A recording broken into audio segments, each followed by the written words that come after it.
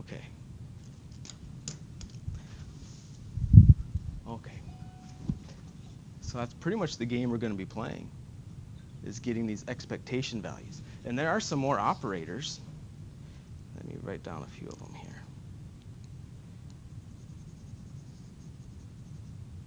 So here's one operator, h hat. There's x hat. And now that, all that is just put an x there. There is p hat. Right? And that's h bar over I d dx. So those are the three operators that we're going to be using the most. Okay. So let's see. Heisenberg uncertainty principle.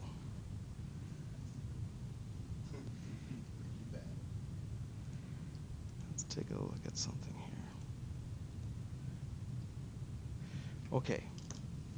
So I want to display the wave function on the bottom. So this is what the wave function is actually going to look like. Let's see how it's changing with time. We don't want to mess with time, right? So let's just get rid of time. So this is what our wave function looks like.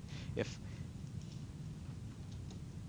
as I go up, this is energy, and this is our potential energy. So it goes up to infinity on both edges. So that particle has to be somewhere in this box, and it can only have this energy, right? And then it pops out of there. So there's only several energy levels for this particle in this size box, and that size of a box, and that mass of the electron, whatever it is. So they did all the calculations for us. It's just a good example for us to play around with. So all I'm doing is just showing, look how, as you go up, look how the wave function changes, right? Now the wave function, again, you really can't relate to it, but what you can relate to is probability density. This is the one where you did psi star psi, you integrated and found out what the probability of it, where it is inside that box. So on the bottom, integral psi star psi, and integrate over the entire box length, looks like it should be right in the middle, right? So it's a standing wave. These are standing waves. Give it a little more energy, jumps up to its next energy state. Right? I see how many nodes for that probability amplitude inside that box. 3, right? There's one in the middle and one on each end. So where are you going to find, where's this particle going to be hanging out when this excited state, this first excited state, it's either going to be, looks like it's like a quarter on the way over or 0.75. You're never going to find it in the middle. It's a node. It's acting like a standing wave. Even though it's a particle, it's acting like a wave, standing wave. You're never going to find it in the middle. And as you add more and more energy, now look at all the nodes. Right? There's a lot more nodes. And you can say, where's it going to be found? Well, it's like, you can calculate the length fraction of the box. There's 1, 2, 3, 4. So we did with Maybe that like 1/6. when you said a box with the length of whatever, like how it said plug in 7 where L was. Was that like an accurate number? If you want to get to real life numbers, you have to start using L's that are the length of a bond. How big is an atom? 10 to the negative what? How big is an atom? Is it like 9? A little bit smaller, like 10 or 100 times smaller. So it's an angstrom. They have an A with a superscript 0. I just remember 10 to the negative 10. And that's an angstrom. So it's 10 to the negative 10. So when you get down to that, but that's the size of an atom. So a bond is going to be a little bit longer, right? But when you get down to that size, then you're going to start calculating these actual energies. And you can actually start predicting, the colors that are going to be absorbed by your T-shirt or whatever. Okay. So it's kind of interesting. But I'm just trying to illustrate nodes here and how these are really standing waves. And this is getting ahead of where we're at, but it's pretty darn close. Okay. So the Heisenberg uncertainty principle if I wonder if I can go back there and try this. Superposition state. Okay, let's try this. So what I'm going to do is see how it's got our wave function, and I've got all these little coefficients. It has 1, 2, I guess I only have 6 of them. So if I had, let's get rid of, oh, fine, we have C4, he's going. Apply. We have to normalize them. Okay, that must be what we have. Let's keep down to number 1 here. Let's add a bunch more wave functions here. See what the difference is. Have to normalize. Okay. Seems like what's happening. Now we get some funky shapes going on here. But it's not illustrating what I was trying to get to talk about. So I may just have to look at it here. When we add these wave functions, you start getting these funky shapes, but the point is for each wave function, you have a, right, what was that de Broglie? P equals h over lambda?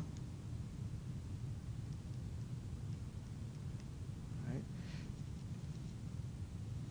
For each wavelength, you have a momentum. For every momentum, you have a different wavelength. So if you want to know where the particle is, right, you pretty much have to add a whole bunch of these different wave functions. And they'll add them up, and you can pretty much figure out what it is. But notice how if you add all these different wave functions up, they each have a different wavelength. You have no idea what the momentum is now, because each one had its own corresponding momentum. So you're out of luck. You know where it is, but you have no idea what the momentum is. So that's kind of what they're trying to say here. They're trying to say here that the smaller delta Q is, pick that, that's x, it's just a position. The smaller that is, the bigger the momentum becomes. Because, right, if you want to solve for delta P, you have to bring delta Q to the bottom. So the smaller delta Q gets, the bigger delta P gets. They're inversely proportional. Okay. If you want to pick, you want to know what the momentum is. Okay. If you want to know what the momentum is, well, then you have this wavelength. You have pretty much the green one then. Right? That's going on and on. Where's it at? You have no idea. It's anywhere. So that's what the Heisenberg uncertainty principle is. Right? If you want to know momentum, you have no idea where it's at. If you want to know where it's at, you have no idea on momentum. You have no idea on the energy. Okay. The momentum is energy. How is momentum related to energy again? Concept preview? What type of energy are we talking about? Kinetic energy, right? What was the equation? Peace. Yeah. So it's a lot of it's in here, but anyway, okay. Complementary observables. Oh, okay. What they're getting at here is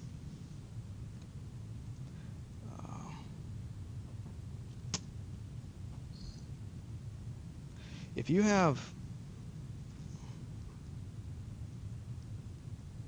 two operators, does the order matter?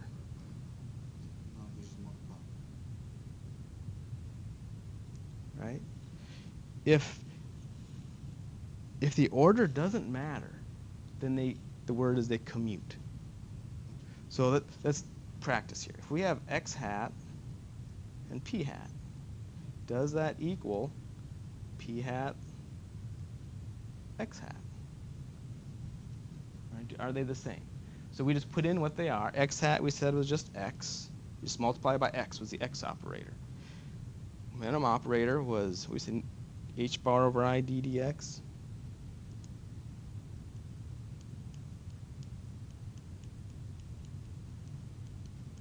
Question mark. H bar over I d dx. And then we have x. So how do you simplify this side, pretty much there's nothing you can do, right? I mean, you can pull the h bar over I in front of the x, but it really doesn't do anything. Okay, so this one's pretty much done. But the other side, you can take that derivative, and you just get h bar over I. So they're not equal. So these two don't commute. Okay.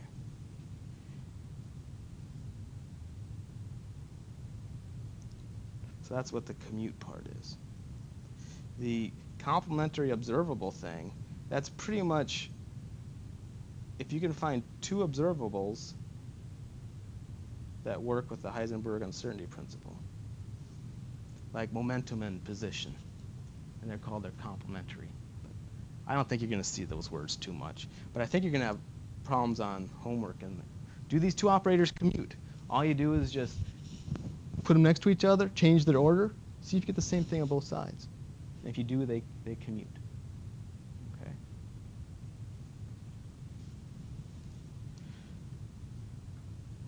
Okay, so go ahead and work on some of this stuff. Handout chapter 11, day 4. Okay. I haven't been writing this stuff in. So hopefully you have yours written down. Weren't we supposed to copy them over or something from handout day 1, chapter 1, day 3?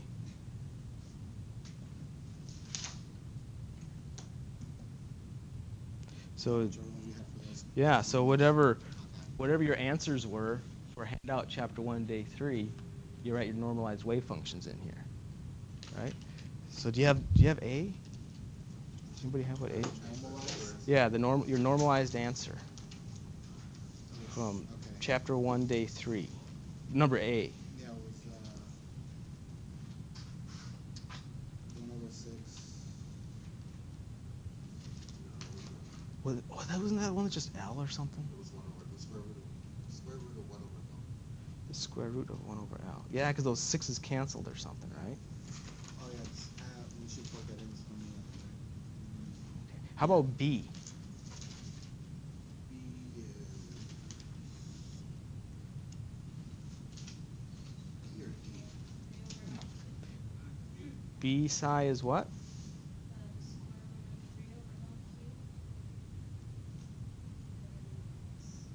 Times x. Okay. How about C? Wait, for B we got square root of 3 over L cubed and then x on the side, yeah? Yeah, so I got Okay. And for C I got something really messed up. It's 2 over square root of 2L plus L. Inside the square root? Yeah, plus L sine 2. But this, I mean, you're welcome to check my work. I looked over it a few times. Plus L sine 2, sine of 2. What did anybody else get for C? All that times cosine x over L. I almost got that. That's just for my bottom portions of it.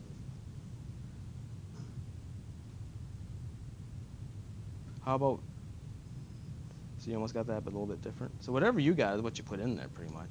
What did you get for D?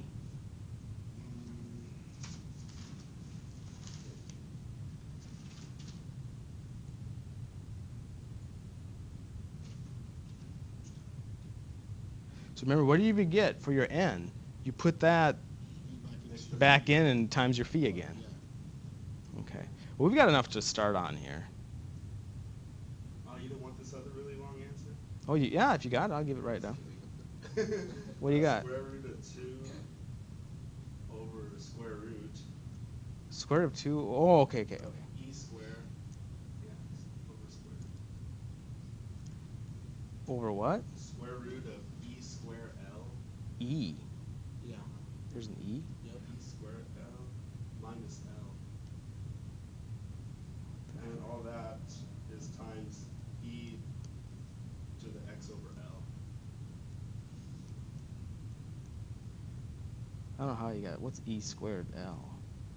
This looks really weird. I don't know how you got that. So we better take a look at these. Yeah, that'll be really. But you should come by and talk, ask me about those. Yeah. But let's go ahead and work on these that we have, right? And you'll probably have to come by and take a look at those. Determine which above normalized wave functions, if any, are eigenfunctions of the momentum operator. And if so, report the eigenvalue and record the operator and eigenfunction on the next handout. Okay, so they want to know, we'll start with A, and let's see if it's an eigenfunction of the momentum operator. Okay. So again, what I like to do is I like to use those little equations because they guide all my efforts. So this whole operator idea was this. Right? That's the whole operator idea. So I strongly suggest writing it because it guides your efforts and you do the least work necessary. So does this work? If it doesn't, then it's not an eigenfunction. So the momentum operator is p hat, and we can substitute what that is in later. And so we're doing A first here. Put in the wave function, the square root of 1 over L. Right? That is, right, does that equal some eigenvalue times the square root of 1 over L, I guess? Or just try to find it, right? Kind of know where we're at now. The square root of 1, p hat is h bar over I d dx, right? And we have a square root of 1 over L.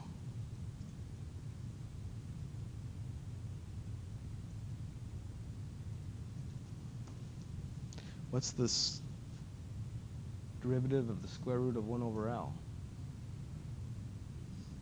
The derivative of that? Yeah. Okay, 1 over L to the half. Hang on. What are you taking the derivative of? Just a constant? Yeah, but what variable are you taking with respect to of? X. So you have to take derivatives of x. Do you see any x's? No. And if you don't see any x's, think of sixes. That's what I do. Everything's a 6. What's the derivative of 6? 0.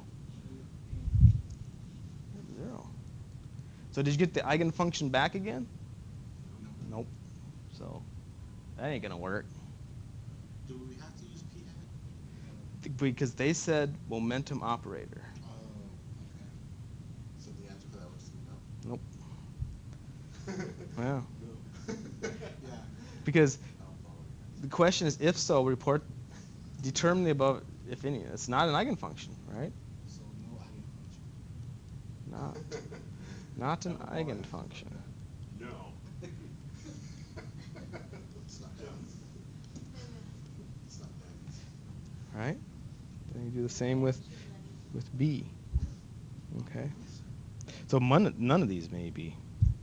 No, because they all have L in them. Well, Some of them have x, like e to the x over L. We might get something for B. Try B.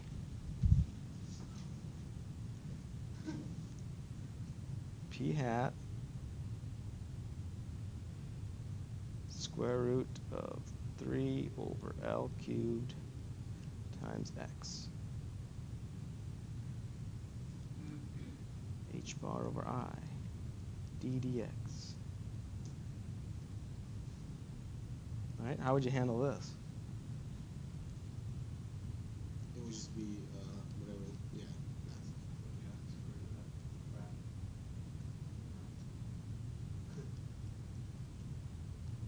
What would be your answer? Just the square root of 3 over L cubed. Because the x goes to 1. 1. So you get h bar over I square root of 3 over L cubed. Okay. So does this equal is that in the format? Here it is. Is it in this format? Can we write, do we get the function back again times some constant? Constant can have I in it. We don't care. Do we get our function back again? Is there any way you can mess with this? There's no x. So this isn't going to work either. Cool. Right? It's not an eigenfunction. So I think what you need is like an exponential, right? That would give you the eigenfunction back again. Or the answer 3 or 4. or the cosine, but then you have to take the second derivative and not the first derivative, right? I'm going to take the second derivative. Well, I'm just saying, trying to think of functions that would work, right? So, because you take the derivative of the cosine, you get the sine, but take the derivative of this again, then you get your cosine back again. So even cosine wouldn't work for p hat. The exponential would, though. Okay. So not an eigenfunction.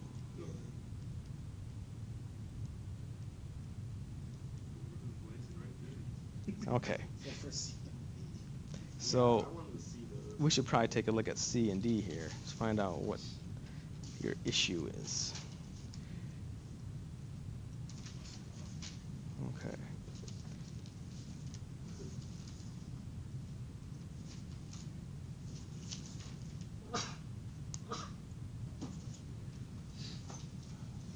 So for C, so let's try to normalize these. How'd you set them up? You said 1 equals the integral. Oh, we can skip some stuff here. You've done this already, right? Yeah. N squared. Cosine squared. X over L. Dx given from 0 to L. Yeah. Okay. I think this is what we get It's the like, first step. ooh, can I do it? Then you hit me with the yardstick. We'll get it wrong. I was looking for my cheat sheet, equation sheet. You use my friend. No. You need yours. And Rich even gave me an extra one, so I can't lose it. Oh, it's the wrong Jumping cheat right sheet. to immigration. Yeah, we'll need to Oh, Where are my number cheat 2 was sheets? already integrated. Yeah, that's what I was saying. I was like, ooh, jumping straight to immigration. You've done these integrals already, right? Yeah. Where's the freaking... Doing the identity and then integrating it. To lose your cheat sheet. I did, and you gave me 2 of them. Gosh, how could I lose it? Well, just tell me what the... I can look at my concept preview. I'll get it from the concept preview.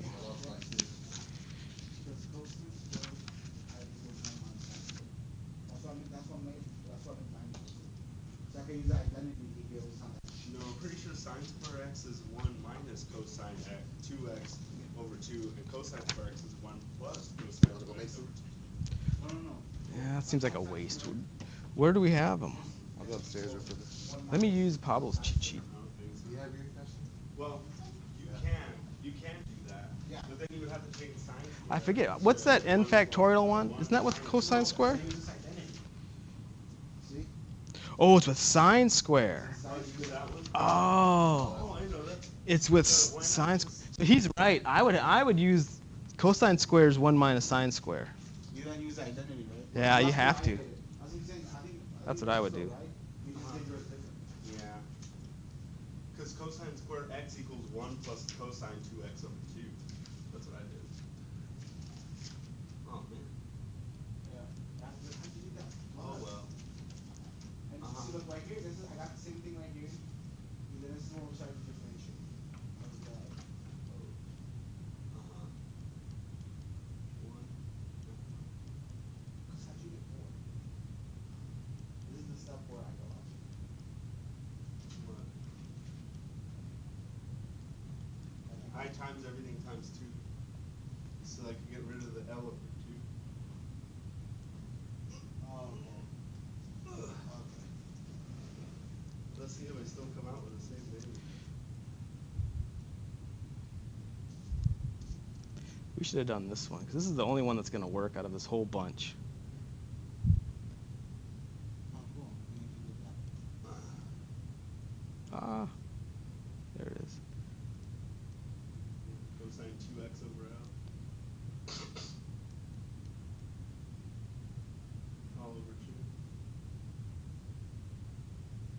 Oh, I forgot my 1/2.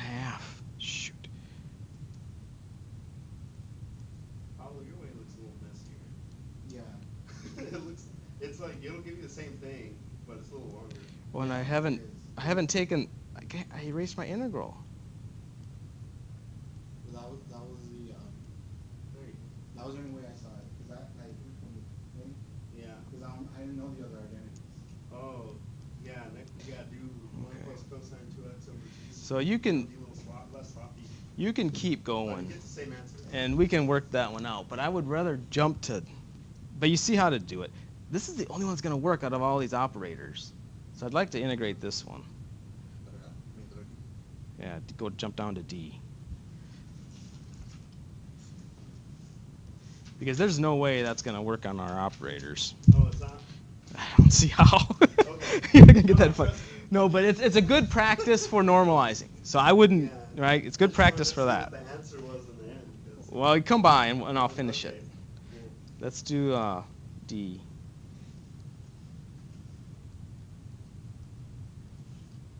So for C, just write E to the 2x over L. maybe C will work. This is the one that has a chance.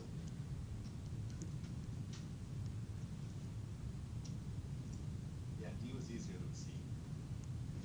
Okay, so the derivative of what gives me e to the 2x over L? The derivative of what? Oh, okay.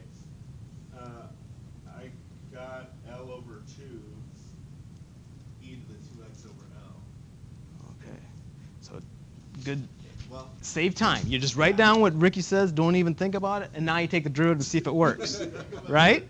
So take the derivative of this. You get Yeah. e to the 2x over L again, and then you have to take the derivative of the inside, which is 2 Yeah, over L. over L. So they cancel.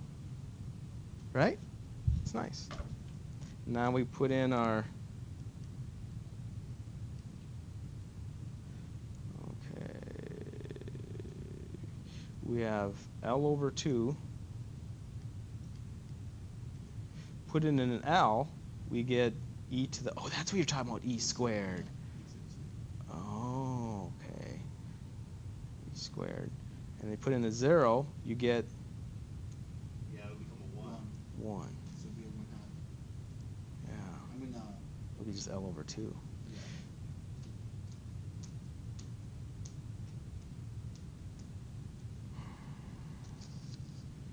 Okay. I just made it 2 equals n squared.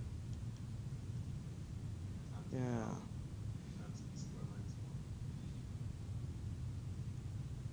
2 has to go to the top, and that L. Can't write down there. L e squared minus 1 to the bottom. And you gotta take the square root of that whole mess.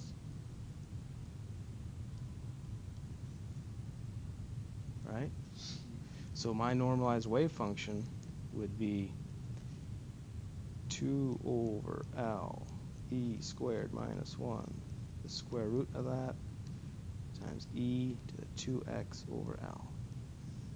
This is the only one that has a fighting chance, because of that exponential, right? You get it back again. Oh, I think it's just e to the x over L. Oh, sorry. Yep. Thank you. Hopefully that one will make it. It has to, right? But at Because least you we know take. that's right. Yeah. Yeah. Even though it's all messed So up. so you had it. You had it right. It's a Dr. Sulaco trick. Oh, I didn't know they were so hard. Okay. Sorry. So now we're going to try jump down to D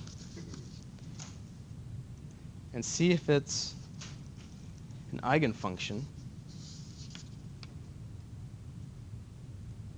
All right, jump down to D.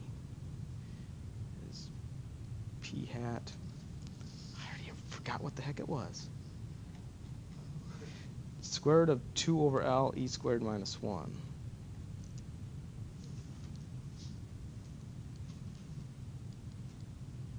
Square root of that times e to the x over L.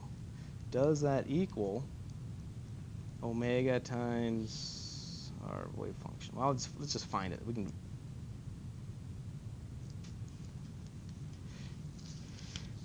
So I'll have h bar over I d dx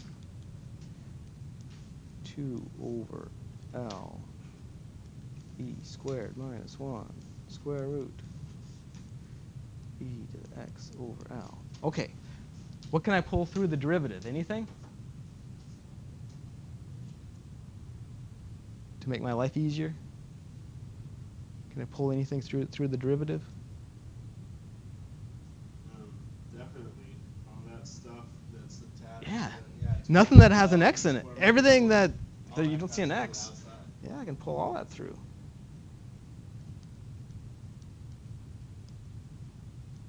You don't have to, but I like it because it's just easier to take derivatives in my brain.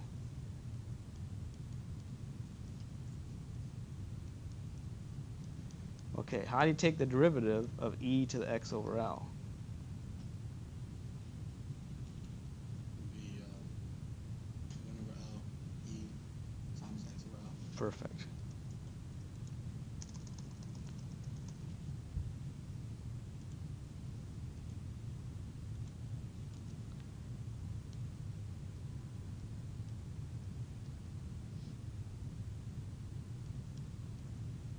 Okay, so I'm putting that 1 over L right here. And then I'm going to put this stuff together.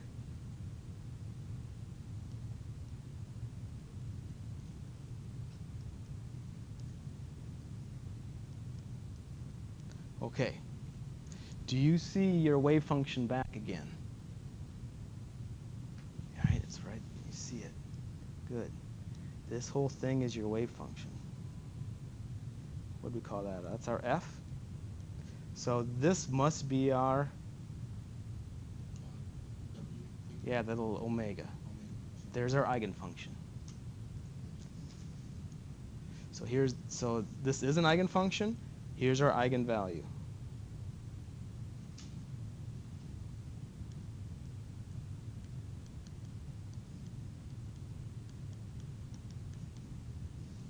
It's the only one that's going to work for you.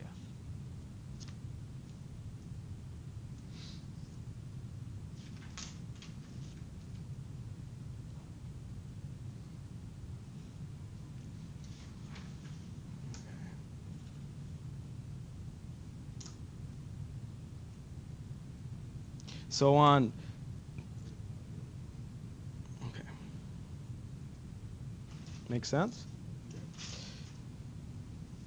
Then you do the whole thing again with the Hamiltonian operator. But that's the second derivative, so I mean, you can rule out some of these pretty quick, right? You said C would probably work, right? C?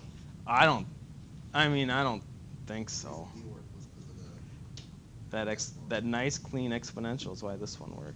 So for the Hamiltonian operator, C won't work? Because I thought you said that Oh! it might work. Yes. I see. Right? For this one, I bet you is going to work for the Hamiltonian. Because you take the derivative of cosine twice, you get cosine back again. You just have minus sign hanging out, fine. That goes in with the eigenvalue. So there should be two that work then for the Hamiltonian. The last two should work for the Hamiltonian. Okay, but when you take the derivative twice, you would get negative cosine. Yeah, but that negative But sign the negative would be becomes part of the eigenvalue. Okay. So I was just curious, like, you have something that says, what do you call it? You have the operator times the f equals the eigenvalue Times the f again. function, right? Yep. Is the eigenvalue just another, it's the same value as the operator, but just moved around?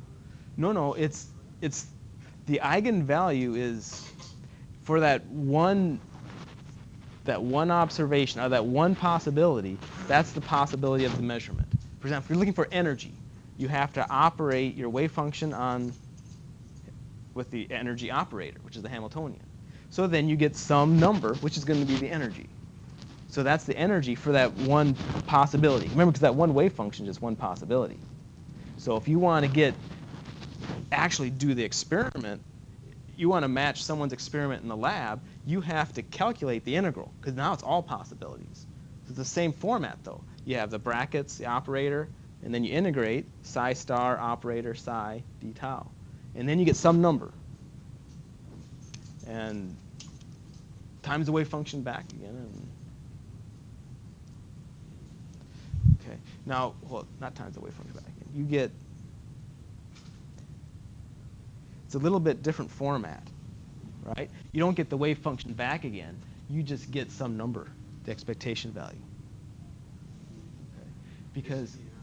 Because remember, when this operates on that, you get the wave function back again. So that you're going to be integrating psi star psi then, which is 1 times the eigenvalue. So you just end up with the eigenvalue. Yeah, I was just having a hard time like understanding how like if you times a times x and it equals x times a number, how it couldn't be equal to a. You know what I'm saying? Yeah, you're thinking linearly. What an operator is, it's really just a rule. And the rule is multiply by 7. So it's not a a number, it's a rule. Multiply by 7. Punch Pablo. It's just a rule. So it's not linear in the sense where it's the same on this side as it is on this side. So you apply the rule, then on the other side is the result. So on one side, it's almost like computer language, right? You're actually telling it to do something, and then on the other side of the equal sign is the result. So an equals probably isn't the best symbol to use here because it's implying that No wonder. Okay. that the way you're used to working with numbers. But I think you're thinking linearly. So maybe like an arrow or something. Well, Or something. not really. You just Okay. I think we're not used to. Okay, the equals meaning. We're not used to all these different variables and possibilities. For example, when you start doing this, let's say a real function has x cosine x times z all over 3y, and you want to take the derivative with respect to x, right? Well, you have all these other variables in there. So what they do is they change their notation, and they say you take the derivative with respect to x, and they still have an equal sign in here, and you treat z and y as constants. We haven't got this far yet, but this is partial derivatives. So, and they don't change their notation, their equal sign, because you're doing something different. So.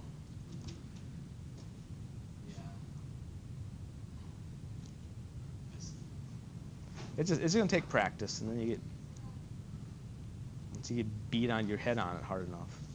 I just feel sorry for people who have to take Cal 3 and take this class. Ah. Part of it. That's why I took Cal 3.